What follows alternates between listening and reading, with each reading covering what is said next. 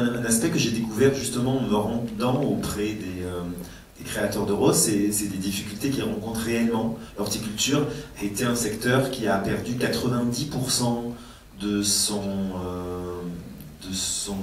sa masse salariale, enfin de ses employés en 50 ans.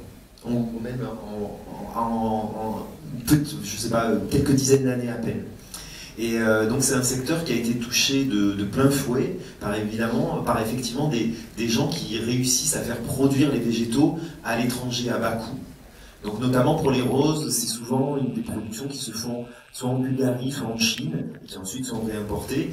Alors effectivement, il y a un avantage, c'est une sorte de démocratisation du végétal, et c'est aussi des gens qui travaillent pour la plupart, pas tous, hein, avec des standards de qualité moins élevés. On parle du greffage et du bouturage, de cette différence qui fait que d'un côté on a quelque chose qui demande beaucoup de travail, qui est très long, mais qui garantit une longévité des rosiers, et de l'autre côté quelque chose qui est beaucoup plus rapide et qui permet de multiplier les rosiers un peu à l'envi, et qui fait qu'on a une sorte d'obsolescence programmée du végétal et que ça ne va pas durer objectivement très longtemps.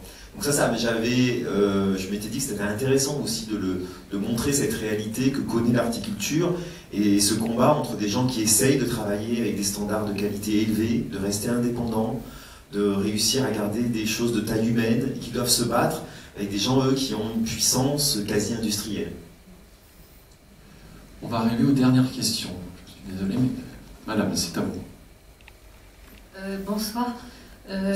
D'abord, vous m'avez ôté les mots de la bouche parce que c'était la question que j'allais poser. Et donc, merci parce que j'ai eu l'information.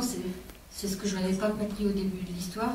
Qu'est-ce qui faisait qu'une horticultrice n'arrivait plus à subvenir à son entreprise, que ça ne marchait plus parce qu'elle avait de magnifiques fleurs.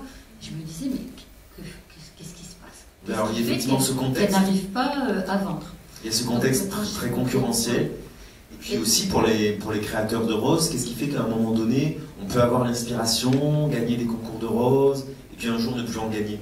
Et en fait, je me suis renseigné, et il se peut que lorsqu'on ne regarde pas assez ce qui se fait autour, lorsqu'on perd l'inspiration, et ça peut arriver à tous les créateurs, dans n'importe quel domaine, effectivement, on commence à se répéter, ou à s'enferrer dans une direction qui n'est pas la bonne. On la voit, elle est de manière un peu obsessionnelle dans les blancs nacrés qui n'ont pas de parfum. Et en fait, elle ne s'aperçoit pas qu'en manquant cet aspect, elle se met sans doute de côté des palmarès des concours. D'accord. Alors ça, c'était la première chose. Tout à l'heure, vous avez suggéré qu'on fasse des déclarations aussi. Et je m'en fais une à Madame Catherine Fro. Madame Fro, je déclare que je vous aime depuis toujours dans vos rôles d'interprétation.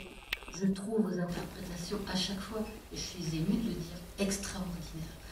Vous jouez d'une manière très juste et vous m'inspirez. Vous êtes une personne qui m'inspire au quotidien, je pense sincèrement, régulièrement à vous. J'ai eu la chance une fois, dans la rue à Paris, de vous rencontrer. Et quand je vous ai vu, je me suis dit, oui, c'est bien elle. C'est juste, c'est simple, mais c'est tellement bien joué. Merci à vous.